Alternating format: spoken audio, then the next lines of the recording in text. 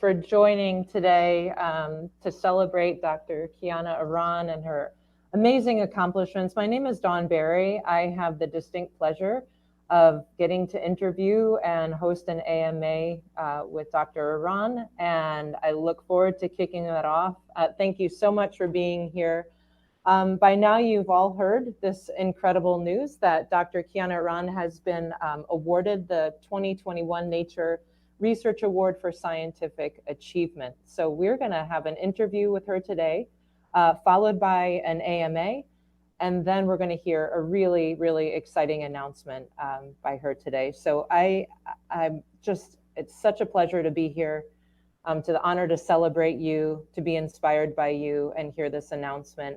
As a businesswoman in science and as a mom of two girls, this is exactly what we're looking for, people like you to really be leading this industry in places of leadership. So I'm grateful for you and your contributions to science and to industry as well. So welcome, congratulations, and thank you very so much for Kiana. this opportunity. Thanks. Great. And as I said, everyone, I'm going to do a short interview just to get us all warmed up, but I would love it if you start putting questions into the chat function, and we'll start curating those questions after a short interview and get to know Kiana better through that process. So I'm going to say firstly, before we get into your many, many research accomplishments, and remembering that this award is about your scientific accomplishments, is a bit about, you know, overcoming personal adversity, and certainly recognizes your ability to be an independent leader as we go forward.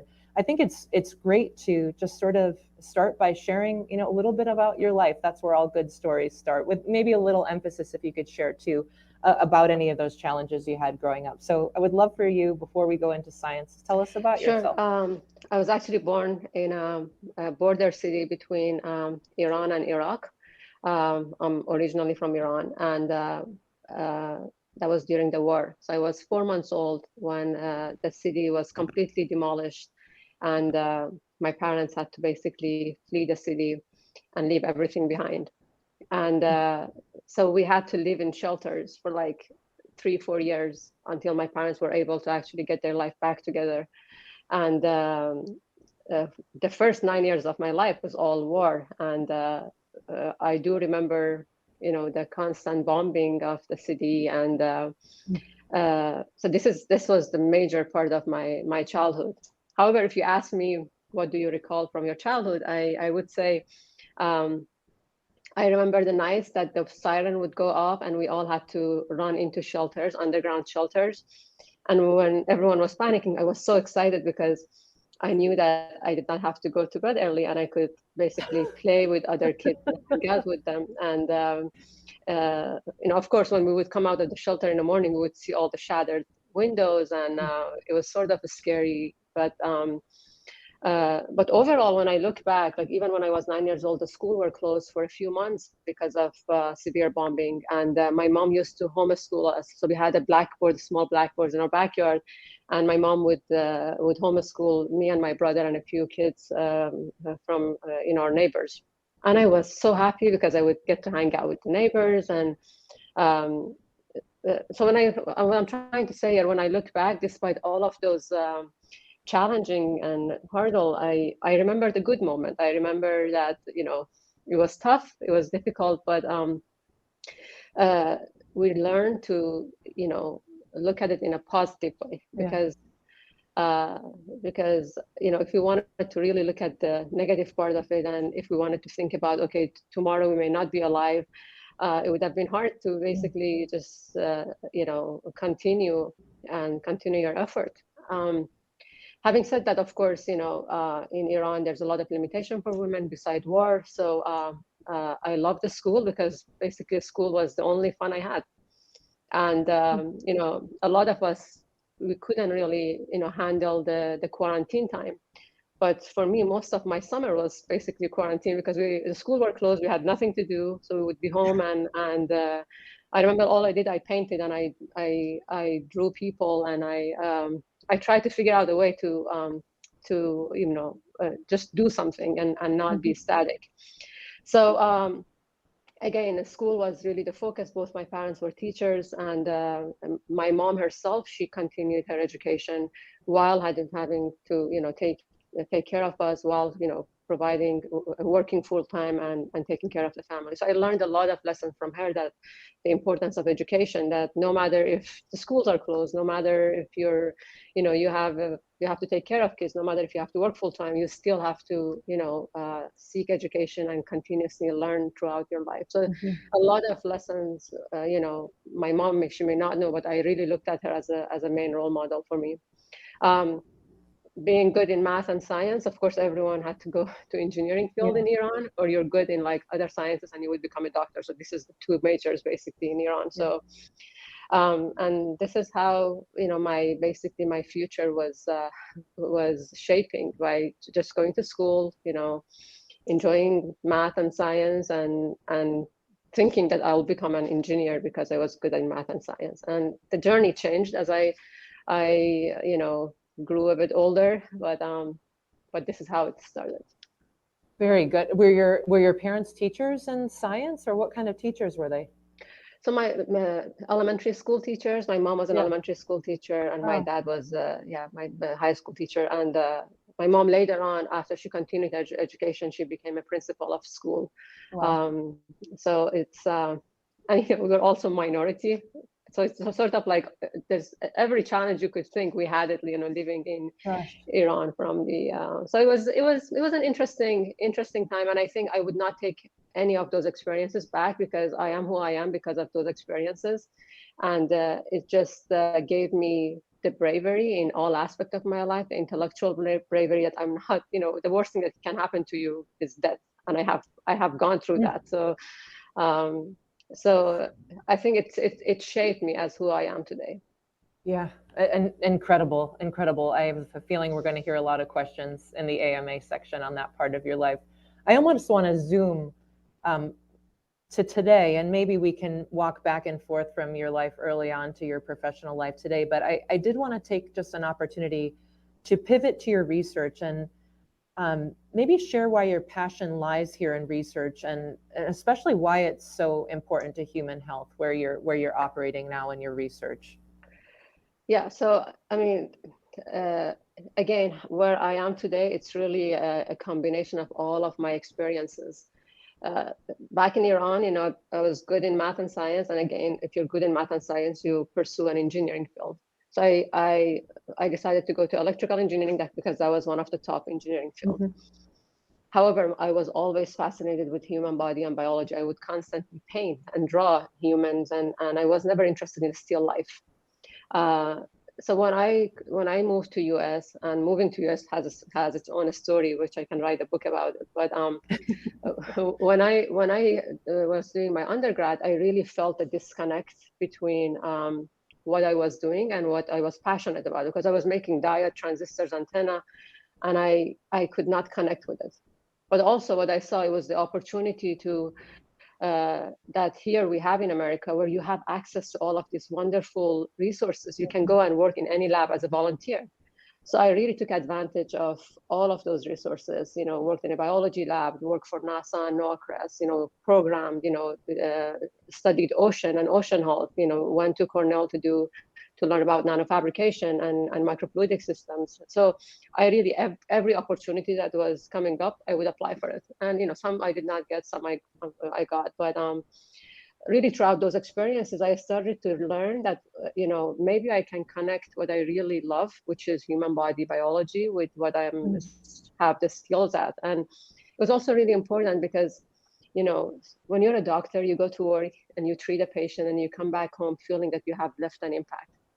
With science and engineering, most of the time you do research and you publish and you work on a project for 2-3 years.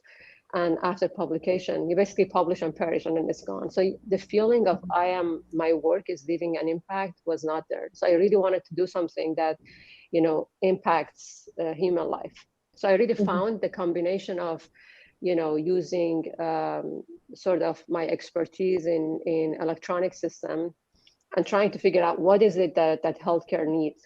How does the future of healthcare should look like, and have a vision of of modern digital era and the importance of electronics in the future of human healthcare. Mm-hmm. So this led me to starting to work on combining modern electronic with biology to create diagnostic devices, to create ingestible devices for drug delivery. And sometimes when I presented those ideas, people would sort of laugh at me. So I remember I invented an ingestible device for drug delivery. And the first time when I presented it to my group, everyone was laughing. I was laughing with them, but I could see the vision. I was laughing because they were laughing. So and later on, the paper got published in Science Translational Medicine as a vehicle for delivery of proteins, and now it's in preclinical trials for delivery of anti-inflammatory drug for IBD and Crohn patients. And it's just seeing the impact of your work and where it takes you. It's just made me realize that I can really use my engineering skills to design something for human health, and getting more involved with biology. How can I leverage biology with electronics? So now what I'm doing, I really look at biology. What is it that nature's offer us? Can we actually take some of those natural elements, combine them with all of this advancement in electronic, and create solution that can address human health? Example of it was CRISPR. I'm sure the majority of people here, they know CRISPR. It's a revolutionizing technology that was basically designed by nature. CRISPR is this beautiful enzyme designed by nature as a part of bacterial immune response that can unzip the double-stranded DNA, search for its target molecule, and once, with the help of an RNA molecule, and once it finds its target, then it can cleave it, and we human can then use it for editing the genome for treating a lot of diseases. I was fascinated by this technology back when I was at Berkeley, and for me, I'm like, okay, we've been spending all of this time trying to figure out a way to detect genetic diseases, and developing all of these technologies. Why are we not using this beautiful element and combine it with transistors, to see if we can really read the signal from this molecule as it interacts with DNA, which is a charged molecule. So, people who understand a bit of electronic, when charged molecule interact with sensitive electronic system, you can actually read those signals. And I was really able to take CRISPR, use it as a tech element in a digital system, and use biology as technology and detect genetic diseases. This was amazing for me. And CRISPR is not the only molecule. There is millions and billions of molecules that nature have created over millions of years that can be combined with modern electronic, and really takes us to the next era of system and devices for improving human health. From diagnostics to early disease diagnostics to other sort of applications. And this is my goal. My goal is really to look around to see what nature has offered us, to look around to see what other scientists have been developing over the past decade, the past 100 years, and not try to reinvent everything. Really take the existing element, put them together, come up with solution that can really impact human life. Then I can wake up in the morning, and then I can feel that I'm leaving an impact with my work. Oh, it occurs to me as you speak, part of the Nature Research Award is about your inspiration. And inspiration to me is one of the most beautiful words, because it touches people, it activates people, it transcends so much bigger, than you in terms of that energy. And certainly the work you do transcends. But you've said a few things just about what your passion is in terms of nature and biology and the human body, and then engineering. It's just wonderful how you've seamlessly woven all that together in your work, and this award recognizes that. And I just want to celebrate that, because to me that is incredibly inspiring, and I deeply appreciate that. You told me once that you only fell in love with STEM in your postdoc. And I think there's a lot of pressure for young people at seemingly younger and younger ages to know exactly what you want to be when you grow up as early as possible. And so I wonder if, I hope you don't mind me sharing that. And then I wonder if you could share a little bit about your pre-postdoc experience with STEM, and what was that moment in postdoc that says, you know, STEM is the place for me. I want to keep going with this and take it to the next level. What happened? What happened there?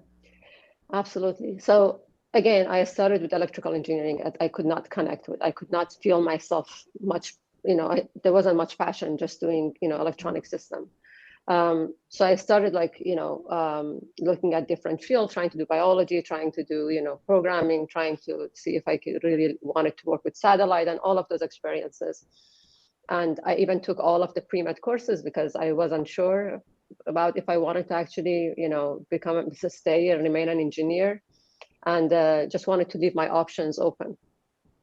What I did not want to, and I think this is something that I want, people, at least in America, that have access to all of these, education and, resources, not to feel like they have to select a job early on. It's better to, explore everything for 5 years and learn new things rather than being stuck in a job that you don't like for 5 years. Yeah. So this was really my mentality, and I would work anything like outside academia to support myself, to not have to worry about the financial challenges that comes from not starting your job early. Having said that, it was not until I was a postdoc and I was given the opportunity to basically create my own project that I really fell in love with science. And because it was beautiful. You learn to collaborate with people, because up until my PhD, I had to do everything by myself. I had to learn everything by myself. So that creates limitation, especially in a world that it's a world of collaboration. There's so many sciences that needs to come together to create a solution. It's not, it's super multidisciplinary, and you can't really be an individual person playing, you become an expert in one field. You can't become an expert in everything. What I learned to do, not be afraid of reaching out to people, not be afraid of working together with a team of people, and just sitting down and brainstorming and collaboration and how we can mix these sciences. It just opened a new door for me. I was no longer doing things because I wanted to just be a scientist, or I just wanted to have a highest academic degree. I was doing things because I was loving it. I was, my fun with my friend was like having a glass of wine and just brainstorming on what can we do with this technology, what can we do with this enzyme, how can we create the next things. And then we would go the next day and we would start, and it was all collaboration. So working in teams was something I really learned in Berkeley, and the vibe, the feeling of being in Berkeley, it's so motivational, because you see people in libraries like midnight, you see people are starting startups, you see the business school students are helping scientists, and they're creating the next venture. It was so stimulating for me that if I can go back, I would stay in Berkeley for another 10 years to just get that feeling again. So it was then when I realized that this is exactly what I wanted to do. I wanted to be able to invent. I wanted to be able to innovate. I wanted to collaborate. I became brave enough to reach for help and ask people for collaboration. I became brave enough not to be scared of talking about my ideas. Some of them were good. Some of them were not good. Sometimes you get laughed at, sometimes, but I had fun with it. I started having fun with science. And that's when, I really felt that my work was not work. I never wake up in the morning feeling I have to go to work. Never. Like since my postdoc, I would wake up in the morning and can't wait to get to work, because it's not work for me. So when people talk about how do you separate between your, how do you create balance between your personal life and your professional career, I don't have that, because I don't feel that I'm working. It's constantly something that I love to do. I bring it to my family. I talk about it with my son. My son and I, we constantly, debate about new science. I learn a lot from him, because kids in this era are significantly have access to much more information. So I learn a lot from him, and it's really nice. It's really nice to feel that you work, you overwork, but you're also not working. So it's and you work on something that you like. It's your passion, and you get paid for it too. So it's just it's an amazing opportunity that I have, and I'm really thankful for it. Oh, So many messages in there, and I am resisting the urge to just take all of this time with you and keep asking questions. I'm only going to ask two more because I can see the questions already starting to pile up, and I want to get to, well, I want to get to a world where there's tons of Kianas solving really big problems in the universe. And so maybe we'll just one or two last questions as it relates to the pipeline and scientists of the future. I'll say, I spend a lot of time on girls and women in STEM, and I have two daughters. And it does still trouble me that they don't have the role models that look like them, that share their values, that act like them. And even when you still watch TV, the scientists are, let's be honest, they're a little goofy, they're socially awkward, they probably never have dates, and that's not how we want to show up for the next generation of scientists, girls or otherwise. So we're not going to fix this in the time we have here, but can you just reflect on that a little bit? Because I know what I'm doing. I'm hoping this is recorded and I'm watching this with my girls tonight, because you represent that inspiration, that purpose driven, that weaving in, like you said, life and work and everything you do every day. Can you reflect on just how, just your thoughts on role models? And then the last question I do want to talk about is a bit on pipeline before we go into the AMA. Yeah, absolutely. I totally agree with you. I think it's a marketing approach, right? If we really want more women to be in influential roles, we have to know who are the audience, who are we targeting, and what is the interest in that audience. Like if you're trying to really help teenagers, for example, become more excited about science, you also have to look at some of the aspects that is important for that age. How do you present them? You don't have to look goofy. You don't have to look, you present, the way you speak, the way you dress, the way you present yourself. These are all important. And what becomes important is really age dependent. So I think the marketing approach is really important, and there are effort towards that. I think there should be more of that. And I'm also a director of high school program in my institute, and I see high school people, and high school girls that come to me super shy, and those students are the best students for me to take, because I really take them. I get them involved in high level meeting, business meeting, even if they have to just listen, have them work with scientists, and try to show them, okay, science can be fun. It's not about that. And it's important for me to make sure that I also present myself in a way that that it's not goofy, to put it in a word that you mentioned. But again, it's the focus is really, how do we market this the right way for different ages and different population? It's really important. And I think, just closing our eyes on it, it's not going to get us anywhere. I myself was holding back on a lot of things that I wanted to be, because I had this perception that if you wanted to be acceptable, you had to present yourself a certain way. And it's not only me, there's a lot of female in science that feel the same way. We don't have that self-confidence that we can be ourselves, and we can speak the way we want to speak, and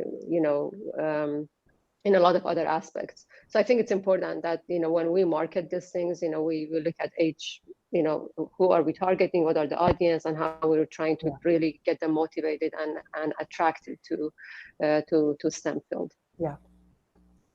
Lots of content for another conversation. The last question I'll ask is how are we doing in the STEM education to profession pipeline? We always hear about pipeline issues.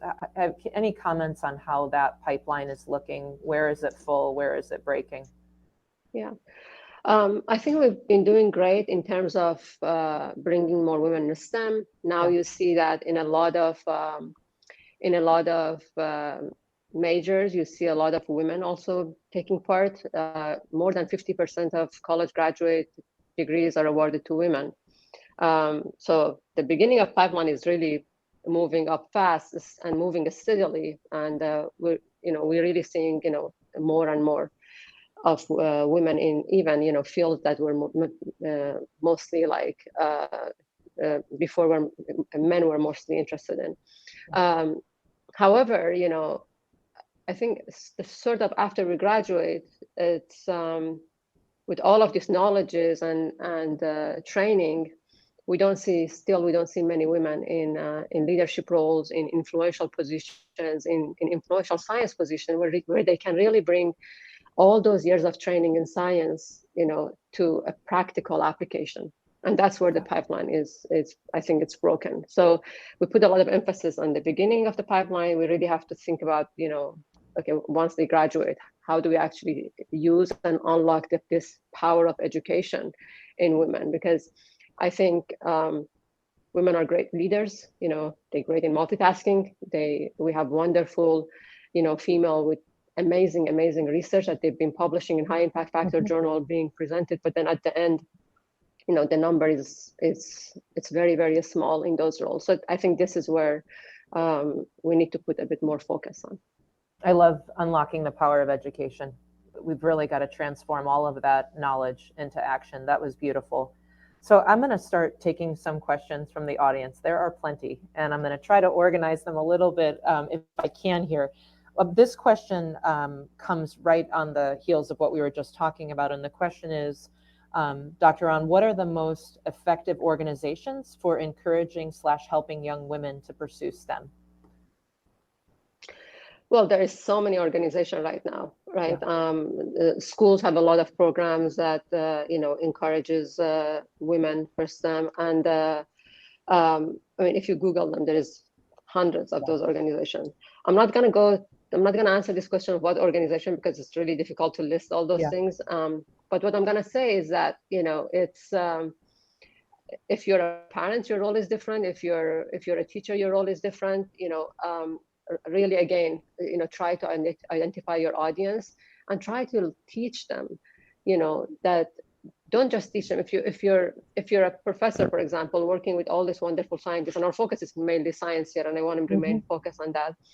If you're a professor and you have a lot of female scientists, don't just teach them a project. Don't just teach them how to run a single science project. Teach them how to lead a team. Teach them, how to become influential on their own team member. Motivate them to be a mentor themselves. And I think throughout this mentorship, you get empowered, because I myself, when I see my students have self-confidence, it gives me more self-confidence. Yeah. And one of the things that makes me so proud, and I hope some of my students are in this webinar, I am so proud of every female that is in my lab and have left my lab. I had students who were super shy when they started in my lab. When they left, for me, seeing how comfortable they were in presenting their ideas and talking with their colleagues at higher level, at business level, that was what I defined as a success for me. Not for them to graduate, not for them to have published high impact factor journal. For me, that was a major thing. And I think, as women, if we want to empower women, we need to teach them those lessons. And men or female, I think we all, if we want to be a part of this, if we want to be a part of a revolution where we can really bring all the minds together, men and women, to solve scientific questions, we need to also empower them to be influential once they graduate. So this is my recommendation for most of the people who are interested to motivate the next generation of female in STEM. I'm going to scratch my idea of getting these questions sorted, because it's impossible. There's so many of them. I can't listen to you and sort at the same time. So we're going to keep it interesting, and we're just going to bounce around here on all kinds of really cool questions. So the next one comes in and says, "I've saw you done some work in Africa. Can you tell us what you learned from your trip and your contribution?" Well, I hope that this COVID thing ends and I can get back to those trips. Oh. So in Africa, it's I work with one of my friends. She is a marathon runner, and we help each other, to actually raise money. And she did the majority of fundraising. We, of course, a group of friends that we helped her, and then we all traveled to Africa to build the schools in very, very rural places. And the major goal of the school is that a lot of women and girls are not allowed to go to school because the distance is so far, and most of these women have to really work hard to, for basically to complete their daily task. So they're not allowed to go to school because of distance and all of these limitations. So with Built On, which is also a nonprofit organization, that they build a school with the goal that if the school was built, 50% of female in those school students in those schools should be female. We also offer after-hour activities for all the villagers to actually learn basic math and basic reading and writing. So we travel to Africa. We start with a team of 6-7 of us, and then we have a few engineers. And then we wake up every morning with the villagers. We build the school. So I have made bricks. I have, I have involved in construction. I have learned how do you actually build a building. And while we dance and sing with these villagers, and we stay with them for a week or so, and we make them feel that they are a part of it. It's really important because as a villager, if you feel that you actually helped in building the school and you were a part of it, you want to send your daughter to that school. You want to take advantage of the benefit of this that the school provides. It's been an amazing experience for me, and I can't wait for the COVID era to be over so I can continue those activities. I'm choosing this next question because I'm feeling this way right now. And it starts with your background and passion are overwhelming. And I couldn't agree with that introductory statement more. What was the one Eureka moment when you discovered why you are here on Earth and the precise path on which you should channel your passion to make a difference? What a nice question. It is a very nice question because I can reflect to some of the challenges that I had and how sometimes I felt like, okay, it's becoming overwhelming, but then the event that happened after that really made me realize that it's not only about me. I am here for a bigger purpose. So, again, as an early leader, I'm also learning a lot on how to become a better leader. How, I'm a scientist. We have never been trained on leadership. We have never been trained on how do you make sure that everyone is on the same page when you work with a large team, and I'm learning those as I'm doing it. So it's difficult. And there have been moments where I really felt, okay, I am a direct scientist. When I speak with my team members, I used to be super direct, and now I had to learn to really learn to work more effectively. Some of those moments were very difficult. And I remember once there was a leadership challenge that I had, and right around that time, I had another female reaching out to me, and she had the same exact problems, and she reached out to me for help, and that empowered me so much because I felt like, okay, as a scientist, you can just do your science and get by. But as a leader, your job is much more important. You have to really think about how you speak. Your word becomes significantly more important because there's a lot of people looking up to you.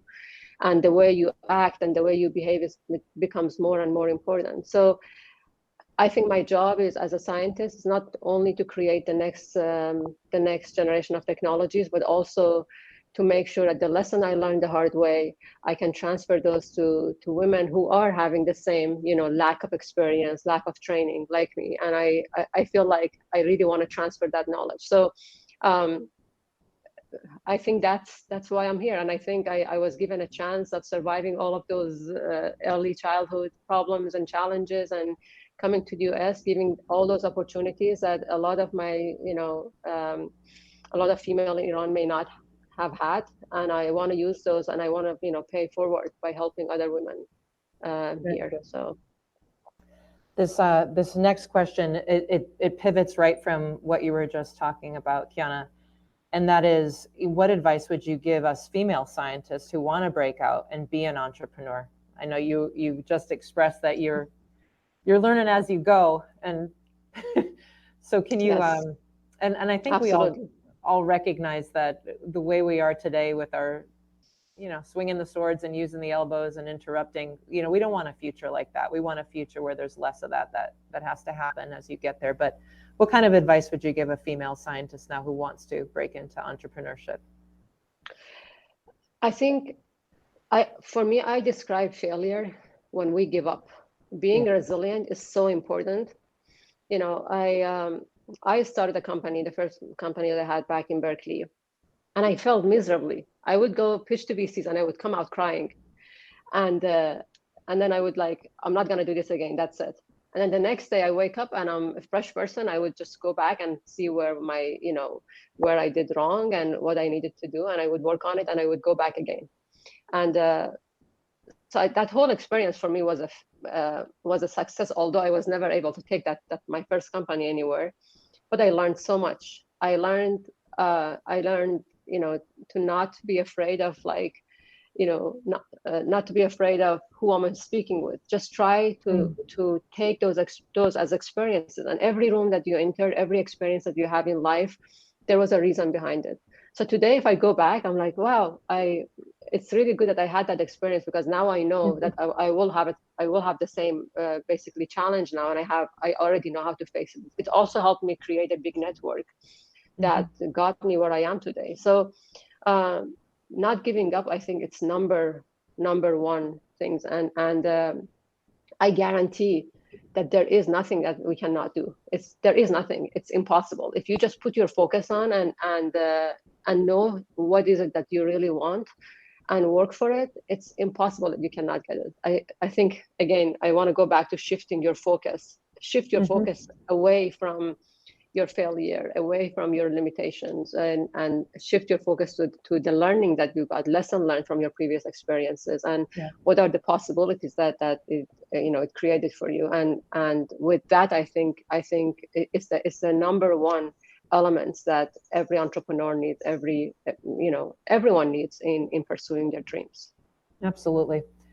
I look forward to a day when this wonderful award doesn't have women in the title, right? We'll get there, and you've earned it on your merits, not on your chromosomes. I know that for sure. And there is a question, so let's talk about this.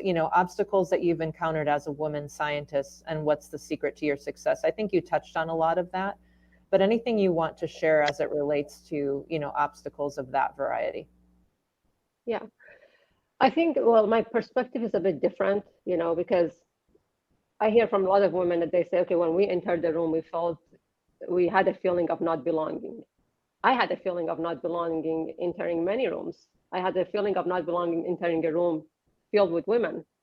So it was not because of me and my gender. It's because I was lacking some experiences, and I was lacking some tools, and I did not have. And so one of the challenges for me was that not having those experiences, not being a woman, because I never looked at any of my challenges, as being related to a woman.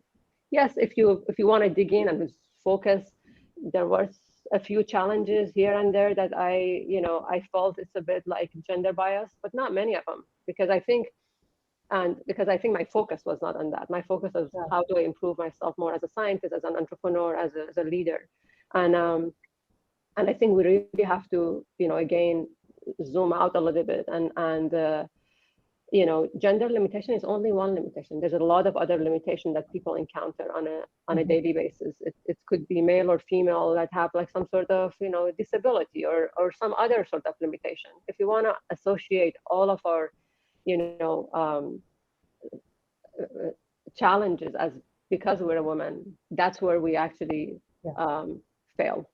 I think there are limitations for men. I'm not saying that there is no limitation, but there is also many opportunities, especially for women in Western countries. There's so many opportunities that shift your focus. I mean, it's not only about what you don't have. There is a lot of things that you have. You can be a victim of your limitation and not do anything, but then you can also appreciate the extraordinary abilities that you have and really use them to shape your future. Yeah. Extraordinary advice. We're going to do the last question. I feel like that game show that keeps going to commercials before everybody's here to hear about your wonderful announcement. So we're going to have one more question, and then we're going to get to that amazing announcement. And because this is a research award, I want to land on this one to end the AMA session, which is, in your opinion, which rules are essential to becoming a good researcher at the PhD level? Yes, so I think one of the things that is very important, don't just focus on a single project. You know, you don't become, it doesn't prepare you for a job if you only have one project, because there may not be any people or many people that will basically be able to use your project. What you need to learn how to, you know, come from an idea to a research project to a product. And that means that you learn to collaborate, you learn to really identify if there is a research idea, what sort of expertise you need to actually design and create a solution.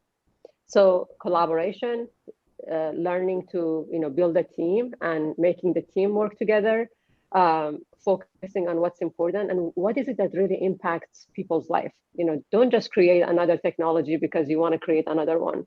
Just really see what is it that what you're creating, it's where is that, you know, where does the impact is. So it's if I go back to my PhD research, I would definitely pay more attention to those details rather than just focusing on a single project, you know, and graduation. You know, you have the opportunity to build your team, you know, mentor undergrad students, get yourself involved in some activities that you know, gets you more connected with industry. Try to build a network early on in your career, because I think those are really important. And one thing I want to add, that I think one of the things that I had to work on is that I always had an agenda. That means that if I needed to complete a task, there was nothing that could basically, you know, shift my focus not to complete that task on that specific day. You know, throughout all of this leadership training, I'm learning that really pay attention to what's more important. You know, if you have an opportunity to meet with someone for a lunch that could really, you know, be a great connection for you, you know, pick that one over a small task that you have to finish. Don't work on your agenda, you know, try to synthesize your agenda based on what opportunities comes along your way. So I think this is a lesson I am learning, and I'm continuously practicing to adhere to that. And I really suggest that everyone else also does it, because I think with female, we're sort of, we always hold back on that a little bit. Yeah, that's wonderful. Gosh, we could go a long time here, but I don't want to hold any more time back. I just want to close this part of our dialogue today to say, you know, your work is impacting humanity and human health, and you're just getting started. And I want to thank you for who you are, how you approach this, your generosity with advice, and in your style and how you do that, because it truly transcends and gives us energy and inspiration. And I think nature was very smart to put this award in your hands. So thank you so much for who you are and what you do. You're truly wonderful on so many levels. And thank you to Nature and Estee Lauder for their vision in this award, and obviously Cardea for bringing us together today. So without any further ado, I would like to offer you the space now to share what you're doing with this incredible award.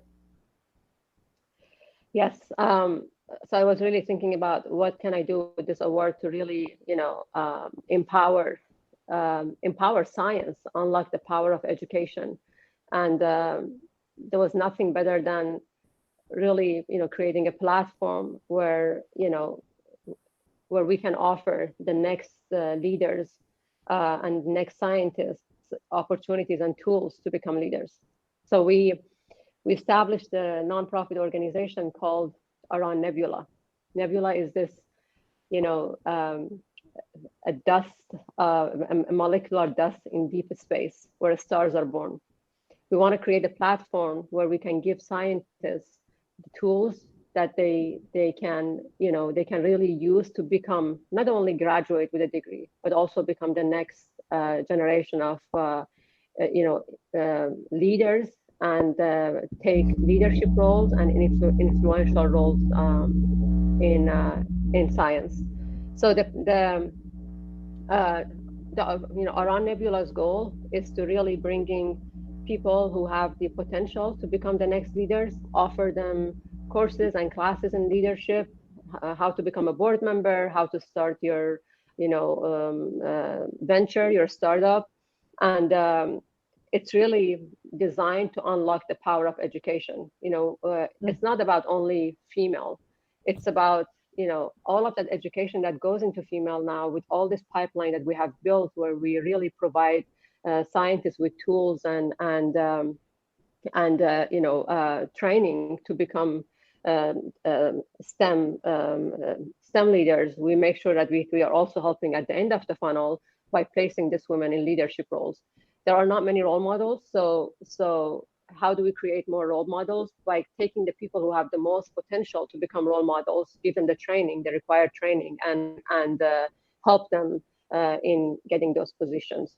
This will help really translating research from academia to industry better, because now you're unlocking 50% of great minds that is basically locked because they don't get to an academic, to a industrial work and influential roles.